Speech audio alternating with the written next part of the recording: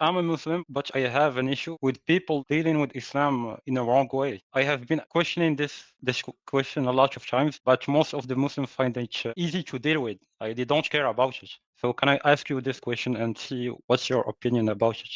You can ask it real quick, and then we'll see if it's relevant. Yes, okay. So most of the fathers and parents, they force Islam on their daughter or their son. Like she needs to wear hijab like the Islamic traditional way. There is no question about it. And they have to pray 100%. There's no question about it, especially in the third world countries, like in Africa, in Saudi Arabia, and therefore. But in Quran, if we read it truly, we will see that God tells us that we don't need to force our religion on people, because if we do so, we will just create hypocrites. They are not true believers. What's your take on this issue? And instead of feeding them the true Islam, we are chasing them from Islam. We are doing the opposite of what God wants us to do. Let's implement a law in society that says you cannot steal, you cannot kill, you cannot rape. Let's implement those laws on people, and we have to force them. Should we force people to abide by those laws? Yes, of course, because there are laws about rights. If you're forcing them, then aren't you creating hypocrites? Because there are people who want to rape, there are people who want to steal, and you're creating hypocrites because they can't do that. They have to hide their true beliefs.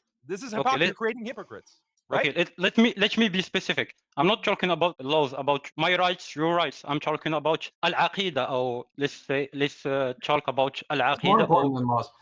Anyway, go ahead. Yes, let's talk about al-aqidah, the things that we do for Allah, only for Allah, not for people. Well, let me ask you a question. Like salat and siyam and etc. Should people be forced to wear clothes? Yes, of course. Would you force your children to wear clothes, for example? Yes. Why? Because if we don't force people to wear clothes, it will harm other people. If we don't force people to the laws, it will harm other people. Based on what? Based on harmfulness, they will be harmed. So hijab, not wearing a hijab, you don't think that there's harm in that? I'm not talking about the hijab. The woman should wear modest clothes, like every woman in the world. Who defines that? Modest? You have to define modest clothes then. Well, it can be. I'm not talking about the issue of hijab here. Like, why? No, is the problem? We're talking about covering. No. Okay, so you think people are going to be harmed? So if a woman shows her beauty, okay, she's going to harm people. I agree with you. People. Okay, so she has to hide her beauty. So you're in favor of style burqa, covering the face, covering the hair, because if she's going to show her, why not? You just said it's going to harm. Burqa? Why burqa? Why not? Burqa is covering her entire face. Okay, so where's the harm of being exposed? What is because if she is sexually attractive, it will cause the disturbance in the society. You don't think beautiful hair, lovely hair, no, just the face, eyes. You don't think that's sexual in society? To show beautiful eyes. Face, so we should have. Your eyelashes. You don't think that's sexual? You don't think that's sexual? No, it isn't. You're not attracted. You're not attracted to the face. You're not. Are you attracted to men? Okay. Is that the issue? Just okay. If you will ask me the question, I can talk. Okay. But if are you attracted to men? That's my question. I'm not. You're not? Okay. Do you find women's faces beautiful and their hair beautiful, or no? They are fine to see, but not beautiful. Sexually not attractive. Oh, they're not attractive. No. A woman's face and her hair is not attractive to you. Okay. I think you might have some issues there. I think there might be you have a certain orientation. But for you are already that's the problem with you, dear brother. You are already judging people because they given their opinion. I don't think this is the true way of Islam. You should be a little bit humble in your take. Different societies, they draw the line. I'm not talking about this. I'm talking about the thing that the parents force their kids to do siyam, to do prayers, and the origin of Islam is to not force the al-aqidah on people. Do not force the what we do for God to make them do it for the people, for your parents, because you can't do something for your parents and your parents force you to do it and say it is for God. It isn't for God, because if it was for God, you will do it despite your parents not inviting you to do it because you love God. That's my take. I'm not talking about hijab. People should wear modest clothes. Okay, yes, I'm talking about hijab because some fathers, they say the burqa is necessary from the age of 12 or from the age of 9. I found it a little bit hard. Seen any fathers force it. They try to. Oh, they should force it. They should force it. Let me ask you. You said that forcing clothes is not clothes. I'm talking about burqa. Right. I'm not talking about clothes. Well, we're asking you to be consistent with your principles. Yes, I'm consistent.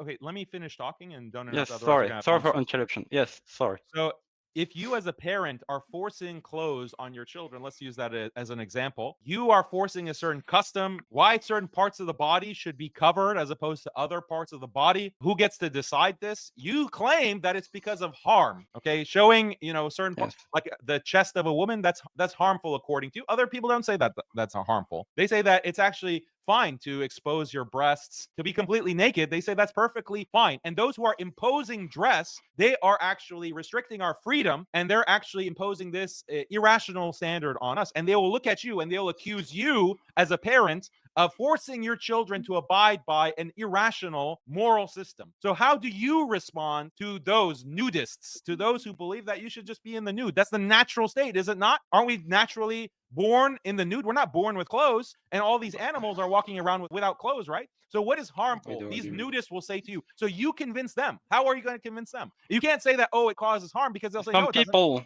yes, but I do agree with you. They are wrong. Some people, you can't convince everybody about the laws, about the rights of people, about how harmful it is. Because if you do a scientific study and social study, you will see that it is harmful on the long term. You can be naked on the street. Nobody cares. Not praying or not fasting in the long term, we would say, is also harmful. In the akhirah, yes, in the essence, yes, but not everybody is a believer. We can't force everybody to wear burqa. No one is not everyone is a believer in clothes. Yes, not everyone is a believer in clothes. But that's not the core of my question. It is. This is going to the core. This is going to the core of the issue. What is my defining harm? How you're defining harm is the core of the issue, and I'm showing that. What is your basis for saying that this is harmful or that is not harmful? Okay, I think there are many harms that are caused if you don't have a shared system of rituals and practices, whether it's prayer or whether it's fasting. If everyone can just decide whatever they want to do, if every child can decide whatever they want to do, then that causes a lot of social chaos. That causes problems in the family. I do agree with you. Is being torn apart by people. But that's not the question. Please, brother, just hear me. Hear me once. On the question of salah and siyam, since you brought that up several times. Yes. Okay. I'm hearing you. We believe that, like, for example, I want to just draw an analogy here. That we force our children to go to school. We force our children to do a lot of things because we know that it will benefit them in the future. As Muslims, we have a future and we have an afterlife, which is an even more important and realistic future. Why would you force your children to have an education or to do other things, but not force them to do salah, which is the most important thing for them in their afterlife and even in their future? That's a good question. Yes, I can answer it by my own perspective. You can debate. Then I'll come back. Good.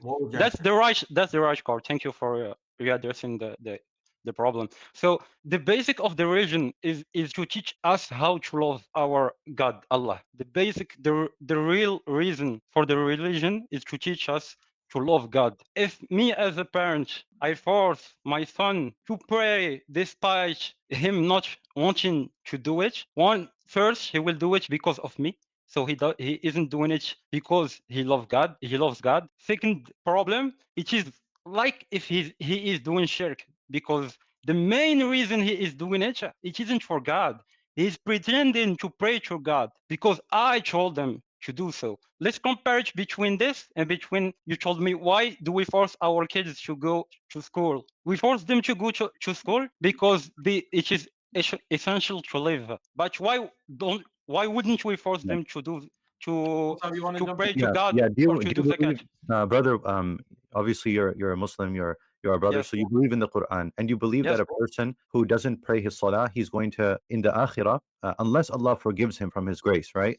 But the default is that such a person will go to hellfire, right? It depends on if he believes in God and he does good deeds and bad deeds, Allah will judge him. I don't know. Personally, I don't know. Yes, if Allah has told us his judgment, right? Allah has pronounced his judgment through the words of the Prophet sallallahu alaihi wasallam. So a person who, there's many, ahadith, we know through them that a person who doesn't pray, a person who doesn't fast, a person who doesn't do hajj when he can, who doesn't give zakat, there are great warnings. So it would be very heedless for us to think that you can do, and brazen, that you can skip all of those things and there's no harm in the future. So like Sheikh Asad said, like, if you send your, let's say your child, he doesn't want to go to school. Yeah, sure. Like, okay, you're still, like you said, you're still going to force him, but what are you going to do? You're going to try to encourage him at the same time, right? Yes, you're going to say, look, you're going to make him understand, you're going to make him, but that doesn't mean you're not going to you're not going to force him, right? So the same way, look, it's not a dichotomy where like you shouldn't be raising your kids in a way where you don't teach them anything about Islam, and then when they're 10, then at gunpoint you're telling them, okay, now you got to pray. No, that's we should be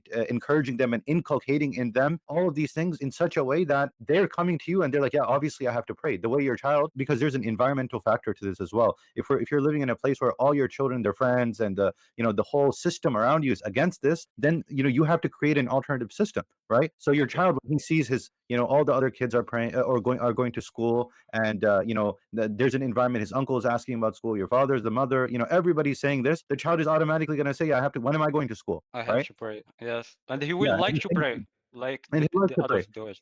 Yes. But listen, the That's a Prophet good thing. Look at the hypocrite later on that's between him and Allah.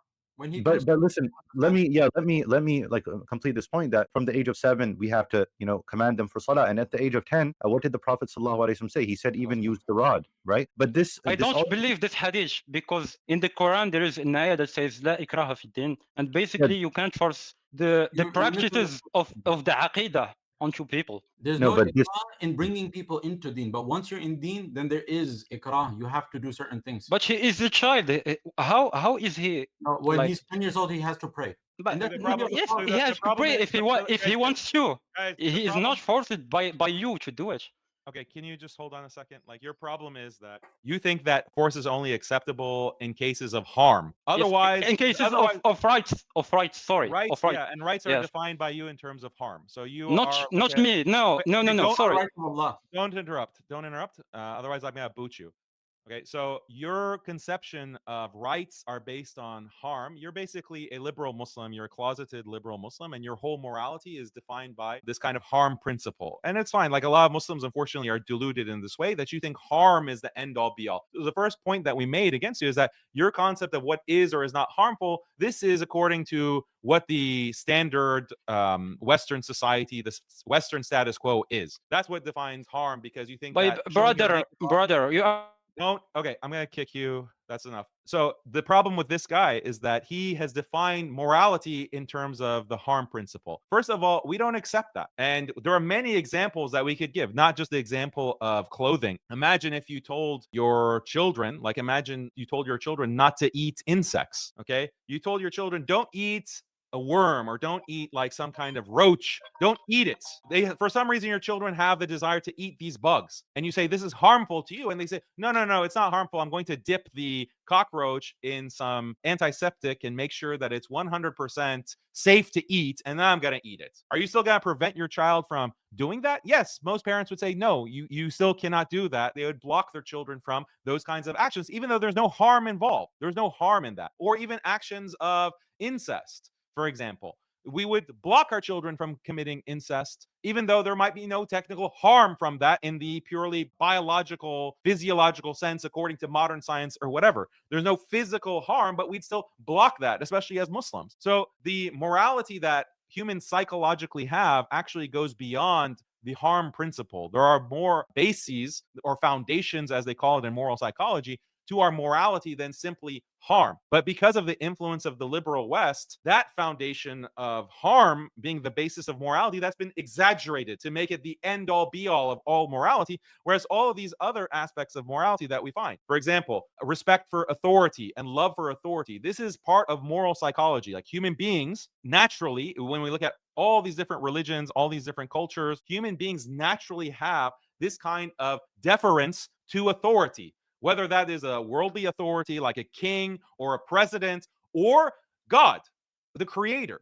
And that is showing disrespect to the creator, or actually disobeying the creator or disobeying the authority. That in and of itself is a moral problem, actually, according to our moral psychology. But that's never going to be accepted by someone who says that, no, all morality has to be limited to the harm principle. In reality, those liberals, they're cutting off so much of our moral psychology that when you understand that, and it makes sense. Obviously, you have to have your children pray. You have to have your children respect God. You have to have your children fast when God says to fast, when Allah says to fast, for many reasons. But one of the main reasons is that's the authority. That's Allah is the creator, and he's telling you to do this. So the fact that you're not doing it, we have to force you to do that. It's a moral imperative that we will impose, just like we would impose a moral imperative to, for example, wear clothes or go to school, or don't hit other people, don't harm other people. Those moral imperatives that are associated with the harm foundation. So does that make sense to you guys?